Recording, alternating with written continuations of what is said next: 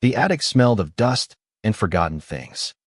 A faint mustiness that clung to the air like a memory you couldn't shake. I sat on the edge of an old cot, the springs creaking under my weight, my hands folded in my lap. At 72, I'd grown used to the aches in my bones, the way my knees protested every step. But nothing prepared me for the ache in my chest tonight. Downstairs, the house pulsed with laughter. Music, the clink of glasses. My daughter Emily's party was in full swing. A celebration of her promotion. Her new life. Her everything. I wasn't invited. Not really. She'd told me, with that tight smile of hers, that it'd be better if I stayed out of the way. Just for tonight. Dad, she'd said. Her voice clipped, her eyes avoiding mine. The attic's cozy. You'll be fine. Cozy. That's what she called this dim, cramped space with its slanted ceiling and single bulb flickering like it was on its last breath. I looked around, at the boxes of my late wife's things, Eleanor's old dresses, her recipe books, the photo albums we used to flip through together on quiet evenings. I hadn't touched them in years. Not since she passed. The attic was a graveyard of memories. And tonight, I was buried in it. I wasn't angry. Not exactly. Emily was 35 now. A woman with her own world. Her own rules. She'd always been headstrong. Even as a girl. Her brown curls bouncing as she'd run through the house, demanding to be the center of everything. I'd given her that. As much as I could. After Eleanor died, it was just the two of us. I worked double shifts at the factory. Saved every penny for her college. Her dreams. I thought I'd done enough. But somewhere along the way, the distance grew. She moved out. Moved up. And I became inconvenient. The music downstairs swelled. Some pop song I didn't recognize. I could hear her voice. Bright and commanding. Entertaining her guests. Her friends. Her colleagues. People who belonged in her shiny new life. I wondered if she'd told them I was up here. Tucked away like an old coat she didn't want anyone to see. Probably not. Emily was good at curating her image. I was just a smudge on the frame. My fingers brushed against the slip of paper in my pocket. The edges worn from how often I'd touched it today. The lottery ticket. I hadn't believed it when I checked the numbers this morning. I'd bought it on a whim. At the gas station down the road. The clerk joking that I was due for some luck. 7 numbers. A jackpot. $22 million. I'd stared at the screen. My coffee going cold. My heart hammering so loud I thought it'd wake the neighbors. I hadn't told anyone. Not yet. Not Emily. I pulled the ticket out, holding it up to the dim light. The numbers stared back at me. Crisp and unreal. 7. 14. 23. 28. 41. 56. 62. I checked them a dozen times. Maybe more. Part of me still expected it to be a mistake. A cruel trick. But it wasn't. The money was real. And it changed everything, or it could, if I let it. I leaned back against the wall, the cold seeping through my sweater. The attic wasn't heated, and the November chill crept in through the cracks. I thought about the life I'd lived 40 years at the factory, breathing in metal dust, coming home to a quiet house after Eleanor was gone. I'd never asked for much. A roof, a meal, a smile from my daughter now and then. But tonight, sitting here while her laughter echoed below, I felt smaller than ever.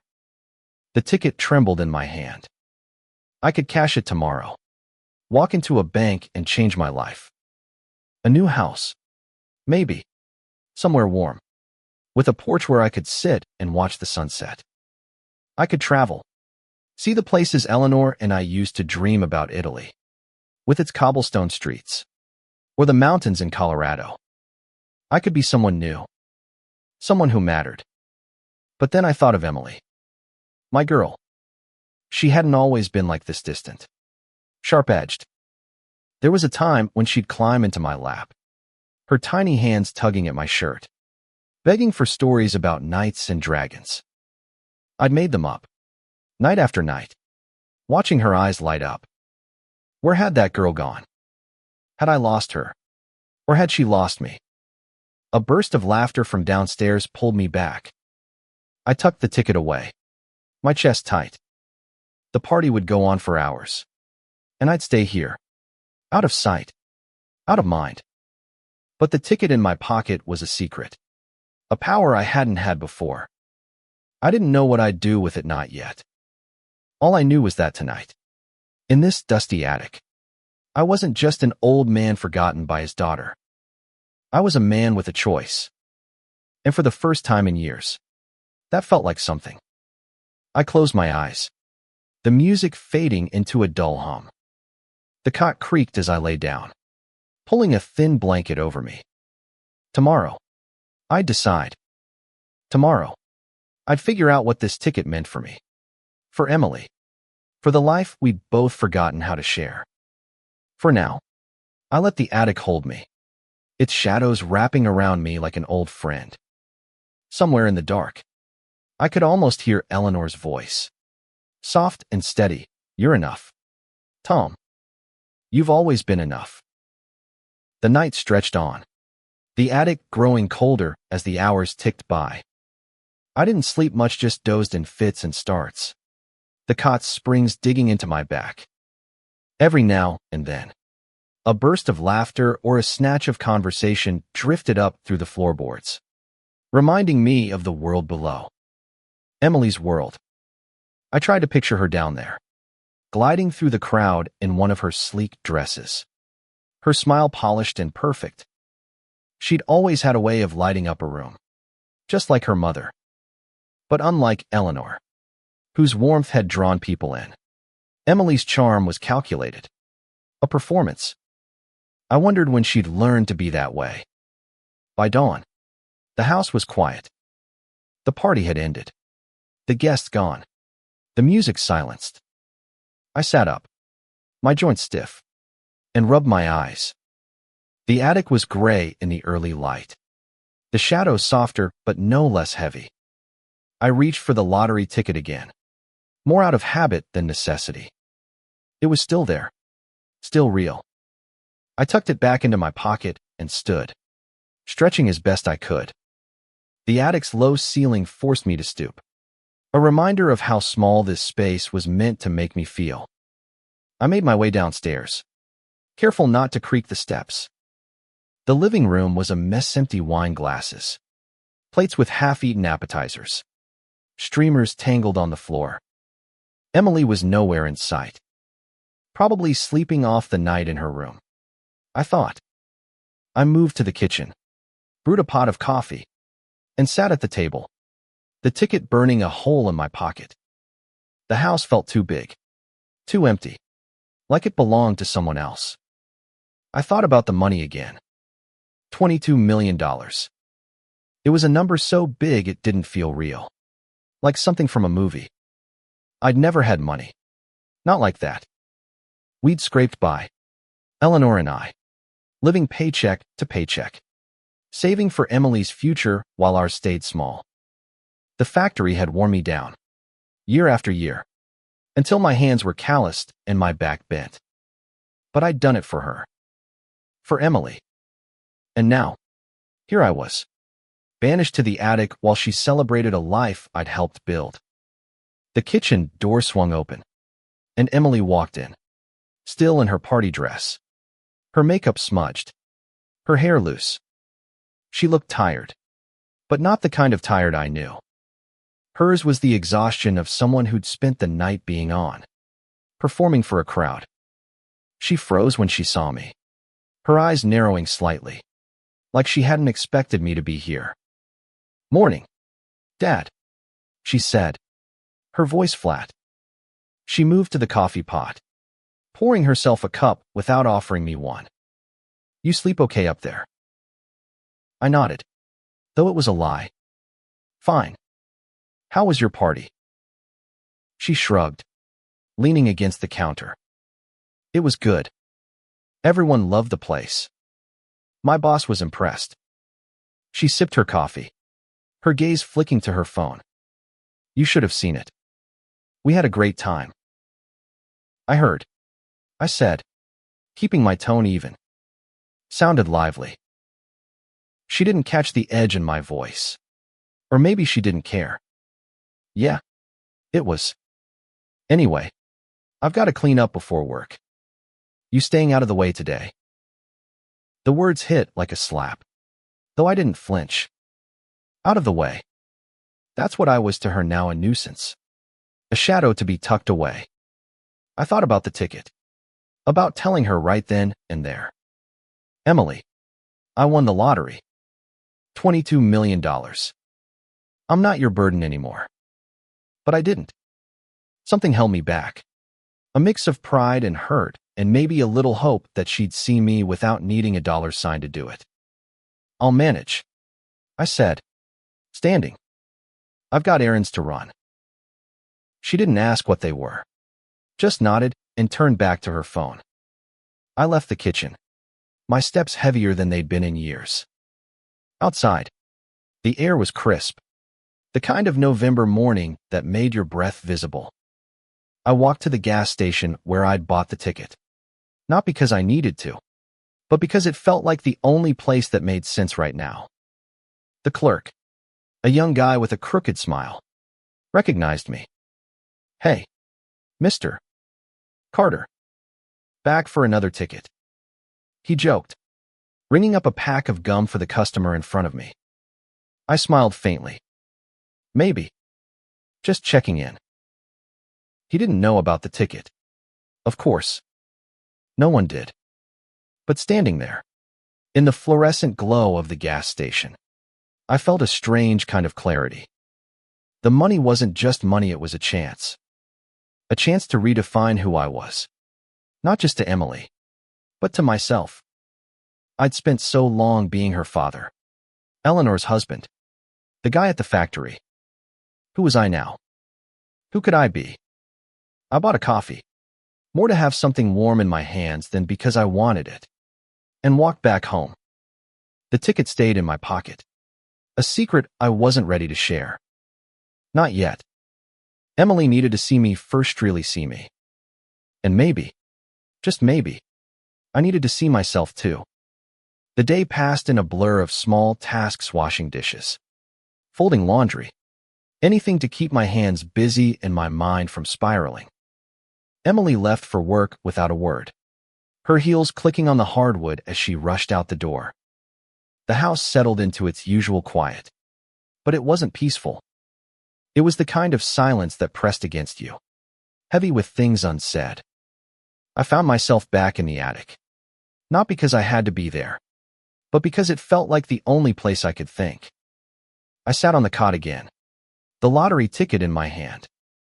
I'd started carrying it everywhere, like a talisman, though I wasn't sure what I was warding off.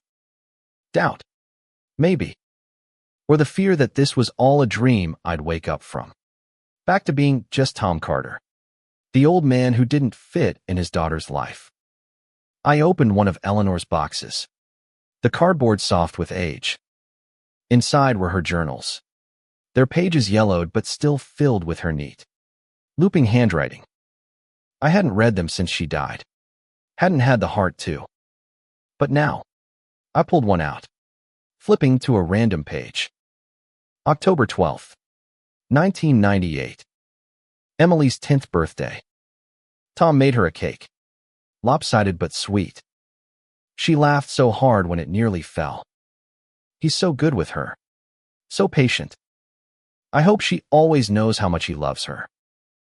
My throat tightened. I remembered that day, the way Emily's eyes had sparkled when I lit the candles, how she'd hugged me so tight I could barely breathe. Where had that gone? When had she stopped looking at me like I was her hero? I kept reading, page after page. Eleanor's words painting a life I'd almost forgotten.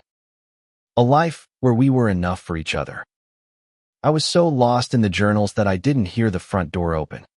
Didn't hear Emily's footsteps until she was halfway up the attic stairs. "Dad." Her voice called, sharp with irritation. "What are you doing up here?" I closed the journal, my heart thudding. "Just looking through some things." She appeared in the doorway, her arms crossed. "You don't need to be up here all day. It's depressing. Come downstairs. I need help with dinner."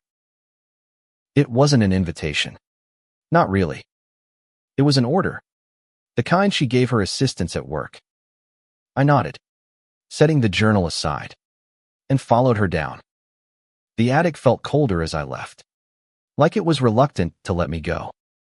In the kitchen, Emily was already pulling out ingredients, her movements brisk.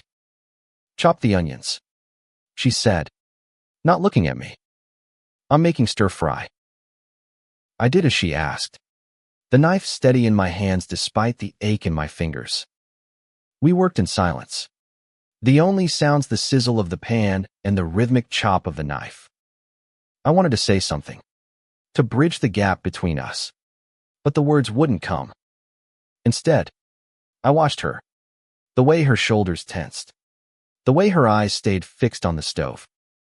She was so much like Eleanor, beautiful, determined, but there was a hardness there, a wall I didn't know how to climb.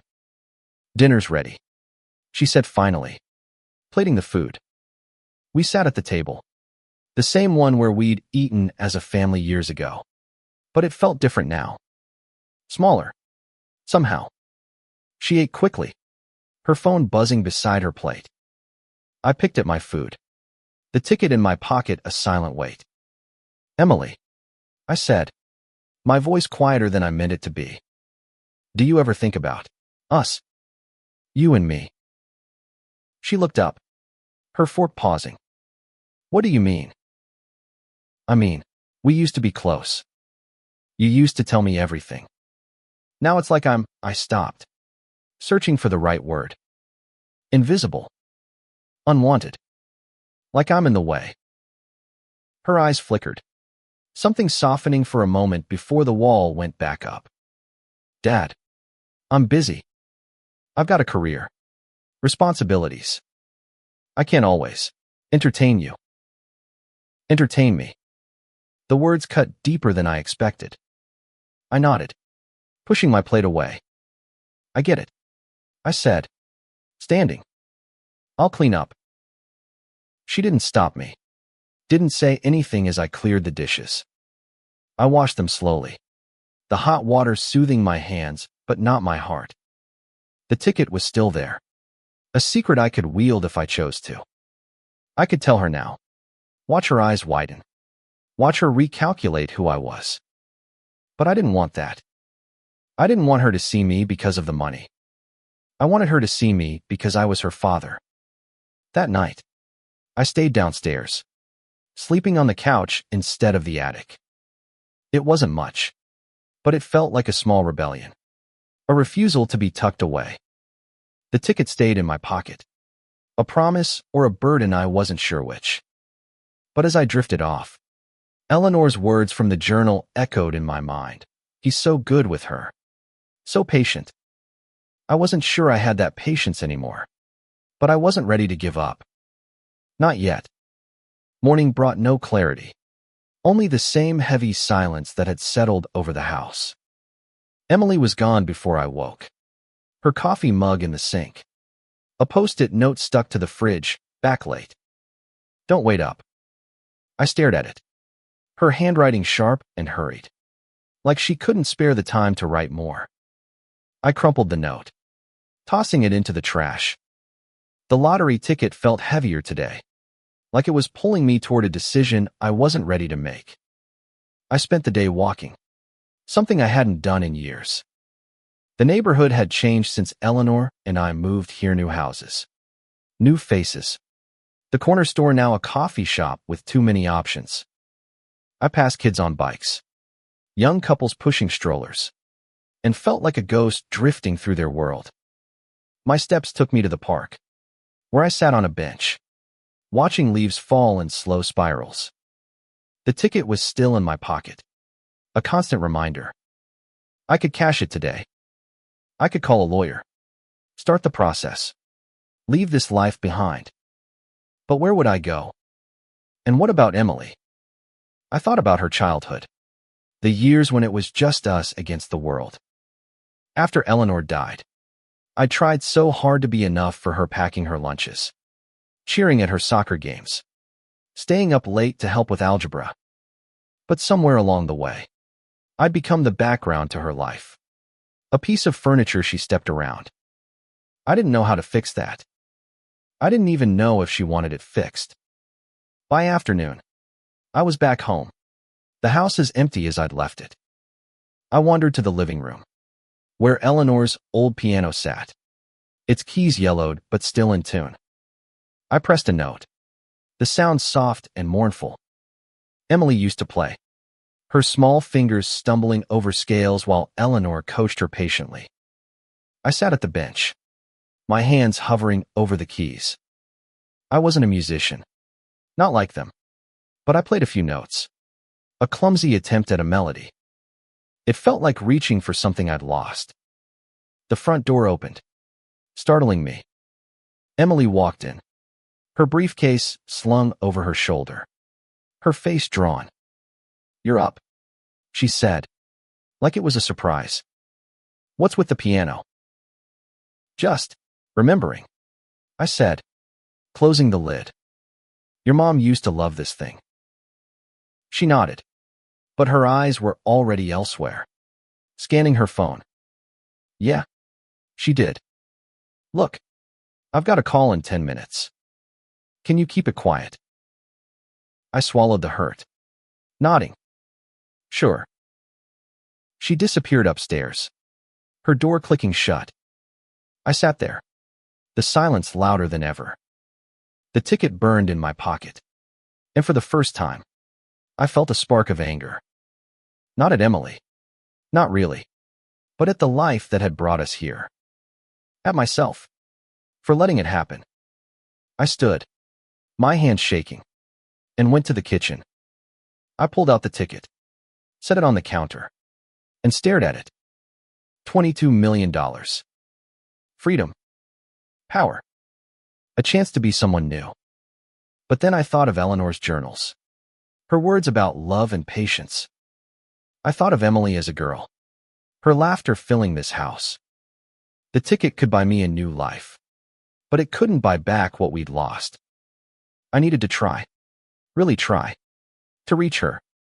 Not with money, but with something real. I grabbed my coat and headed out, my steps purposeful. There was a community center a few blocks away, a place Eleanor used to volunteer.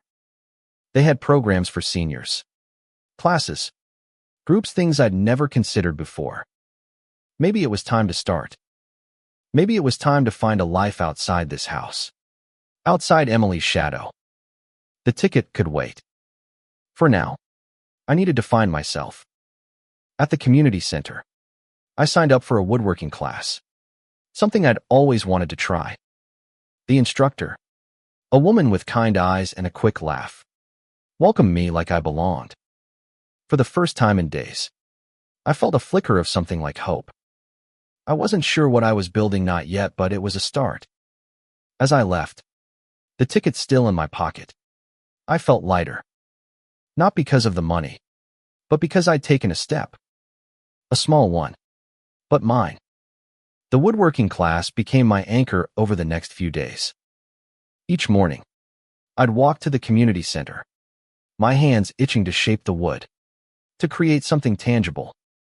The other students were mostly my age, retirees with stories etched into their faces, and they welcomed me without judgment.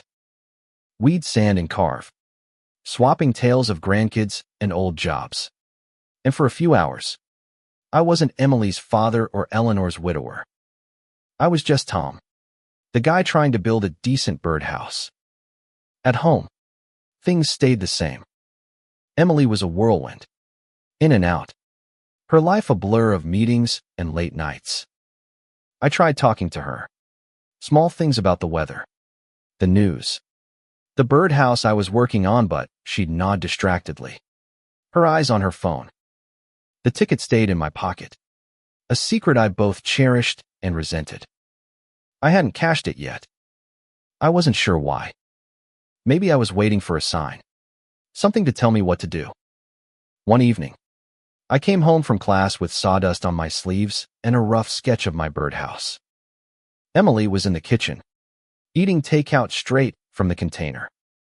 "You're out a lot lately," she said, her tone more curious than warm. "Where do you go?" "Community center," I said, setting my sketch on the table. "Taking a woodworking class." She raised an eyebrow, glancing at the sketch. "Woodworking? Since when do you care about that?" "Since now," I said, trying to keep my voice light. "Thought I'd try something new." She shrugged, turning back to her food. "Just don't make a mess. Okay. I've got people coming over tomorrow." Another party. Another night in the attic. I assumed. I nodded, swallowing the familiar sting. "I'll stay out of the way." The next day, I went to the community center early, throwing myself into the birdhouse. I was shaping the roof, sanding it smooth, when the instructor, Clara, stopped by my workbench. "You've got a knack for this, Tom," she said, her smile warm. "You should be proud." I managed to smile, though it felt fragile. "Thanks. It's something to do." She studied me for a moment, her eyes sharp but kind. "It's more than that. You're building something. That's never just something to do." Her words stayed with me as I walked home. Building something. I'd spent so long feeling like my life was crumbling. Eleanor gone, Emily drifting away. But maybe Clara was right. Maybe I could still build something. Even now. That night, Emily's guests arrived, their voices filling the house. I didn't wait for her to tell me to go to the attic. I grabbed my sketchbook and headed up, closing the door behind me. The music started, the same pulsing beat as before, and I sat on the cot, sketching ideas for the birdhouse. I drew curves and angles, imagining a little home for sparrows, something sturdy and welcoming. It wasn't much, but it was mine. Halfway through the night, the attic door creaked open. Emily stood there, a glass of wine in her hand, her expression unreadable. "You okay up here?" she asked, her voice softer than usual. I looked up, surprised. "Yeah, I'm fine." She hesitated, then stepped inside, glancing around. "This place is a mess. Why do you keep coming up here?" "It's quiet," I said, closing my sketchbook. "Gives me space to think." She frowned, like she didn't understand. "You don't have to hide. You know. You could join us." It was the closest thing to an invitation I'd heard in months, but it felt hollow, like an afterthought. I shook my head. "I'm good here. You go enjoy your party." She lingered for a moment, then nodded and left. The door clicked shut, and I was alone again, the ticket heavy in my pocket. I thought about her offer, about what it would be like to walk downstairs, to be part of her world. But I didn't belong there. Not anymore. And maybe that was okay. I opened the sketchbook again, my pencil moving over the page. The birdhouse took shape, simple but strong. I wondered if I could build something like that for myself, a life that held up, even without Emily's approval. The ticket could help, but it wasn't the answer. Not yet. For now, I'd keep building, one small piece at a time. The birdhouse was nearly finished, its wooden pieces fitting together with a satisfying click. I'd spend hours at the community center, sanding and gluing, losing myself in the rhythm of the work. Clara had started calling me the architect, a nickname that made me laugh for the first time in weeks. The other students teased me too, but it was kind. The kind of ribbing that made you feel seen. I hadn't realized how much I'd missed that. At home, Emily's parties continued, though I'd stopped going to the attic. I'd stay in the living room, sketching or reading, letting her guests flow around me like water around a stone. She didn't comment on it, didn't ask me to leave, but I could feel her tension, the way her eyes flicked to me when she thought I wasn't looking.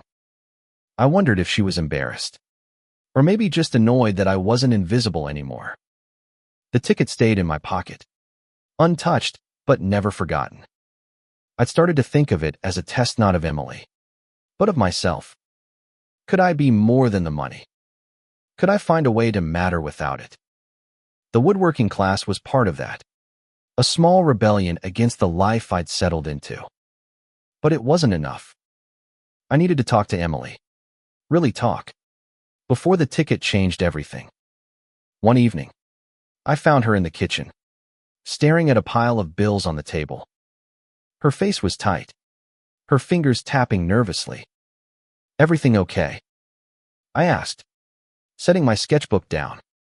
She sighed, pushing the papers away. "Just work stuff. And money stuff.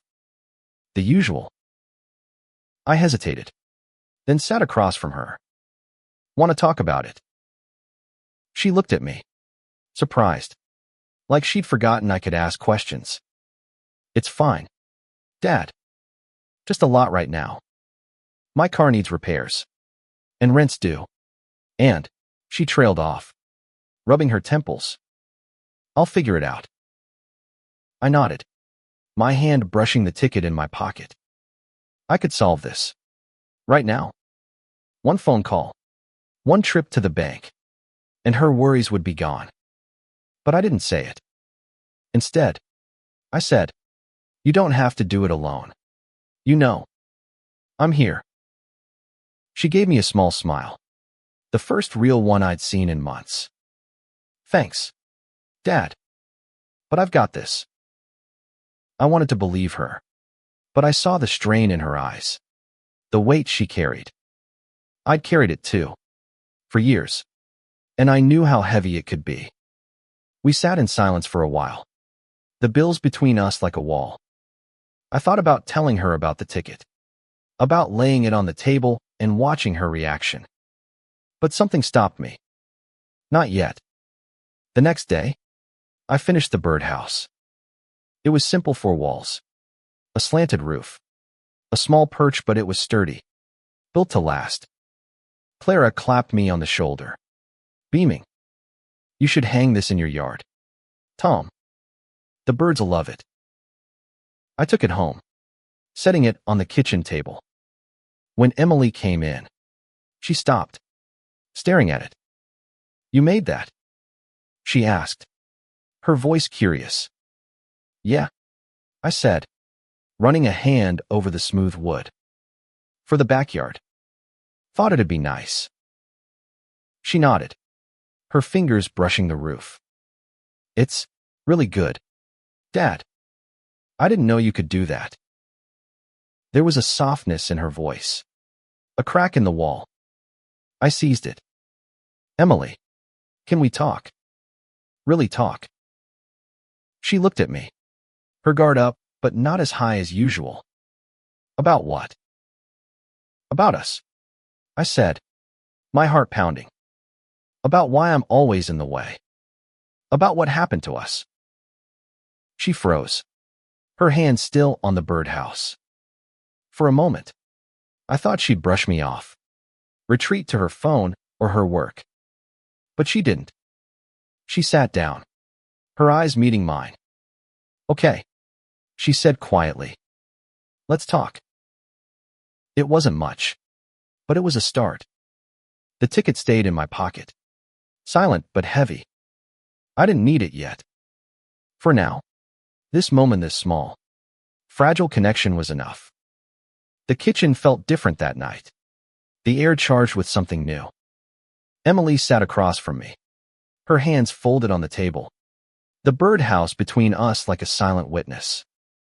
I'd asked for this conversation, but now that it was here, I didn't know where to start. The ticket in my pocket felt like a third person in the room, waiting to speak. "Dad," Emily said, breaking the silence. "I know things have been weird. I've been busy, and I haven't been fair to you." Her words caught me off guard. I'd expected defensiveness, maybe anger, but not this. "Weird's one way to put it," I said, keeping my tone gentle. "I feel like I don't fit in your life anymore." She winced, her fingers tightening. "It's not that. It's just, everything's so fast now. Work, friends, keeping up. I don't know how to slow down." I nodded, remembering the years I'd spent running to working overtime, paying bills, trying to give her a future. "I get that. But Emily, you sent me to the attic during your party, like I was something to hide." Her eyes dropped to the table, her cheeks flushing. "I didn't mean it like that. I wanted everything to be perfect. My boss was there, my colleagues. I didn't want them to see." She stopped, biting her lip. "See what?" I pressed, my voice steady but firm. "An old man. Your father." She shook her head, her eyes glistening. "It's not about you being old. It's about me. I'm trying to prove I'm enough, that I belong in their world. And you're from my old life, the one I'm trying to move past." Her words hit hard, but they weren't a surprise. I'd felt it for years. The way she'd pulled away, building a life where I didn't belong. "Emily," I said softly, "you don't have to move past me to move forward. I'm your father. I'm proud of you. Always have been. But I need to know you're proud of me too." She looked up, tears spilling over. "I am, Dad. I don't know how to show it. I've been so focused on my life. I forgot about yours." The ticket burned in my pocket, but I kept it hidden. This wasn't about money. This was about us. About finding the girl who used to climb into my lap. The father who used to be her hero. "We can start over," I said. "Not from nothing, but from here." "From now?" She nodded, wiping her eyes. "I'd like that." We talked for hours, longer than we had in years. She told me about her job, the pressure to perform, the fear of failing. I told her about the woodworking class, about Clara and the birdhouse, about the hole Eleanor's death had left. We laughed a little, cried a little, and when she hugged me goodnight, it was the first time in years I felt like her father again. The next day, I hung the birdhouse in the backyard, its perch gleaming in the sunlight. Emily helped, her hands steady as she held the ladder. "It's perfect," she said, smiling. "Mom would have loved it." "Yeah," I said, my throat tight. "She would have." The ticket was still there, a secret I wasn't ready to share. But it didn't feel as heavy now. I'd found something better than money connection. Fragile but real. I didn't know what the future held. But for the first time in a long time, I felt like I was part of it. The days that followed were different. Not perfect, but softer. Like the edges of a wound starting to heal. Emily made small efforts, a cup of coffee left for me in the morning. A question about my woodworking class. A smile that lingered longer than before. I held on to those moments, collecting them like treasures. The ticket stayed in my pocket, a decision I'd pushed to the back of my mind. I wasn't ready to cash it, not when things were finally shifting. One afternoon, I came home from the community center to find Emily in the living room, flipping through one of Eleanor's photo albums. She looked up, her eyes bright. "I found this in the attic," she said, holding it out. "I forgot how much Mom loved taking pictures." I sat beside her, the album heavy in my hands. We turned the pages together, laughing at old photos, Emily in pigtails, Eleanor and me at a county fair. The three of us on a beach vacation when money was tight, but we were happy. We were a good team, I said, my voice thick. Yeah, she said softly. We were. She leaned against me, just for a moment, and it was enough. I didn't need the ticket to feel rich. The issue here, remembering, was worth more than any jackpot. That evening, I made a decision. I went to the bank, the ticket trembling in my hand. The process was surreal. The numbers on the screen too big to comprehend. They asked what I wanted to do with the money, and I told them to set up a trust. One that would help Emily with her bills, her car, her dreams, but not yet. I'd tell her when the time was right, when it wouldn't change who we were becoming. I kept a small portion for myself, enough for a new start. I enrolled in more classes at the community center, bought better tools, even planned a trip to Italy, something Eleanor and I had always dreamed of. But the biggest change wasn't the money. It was me. I'd found my voice again, my place, not just as Emily's father, but as Tom Carter, a man with stories to tell and things to build. Months later, Emily threw another party, but this time, she insisted I stay downstairs.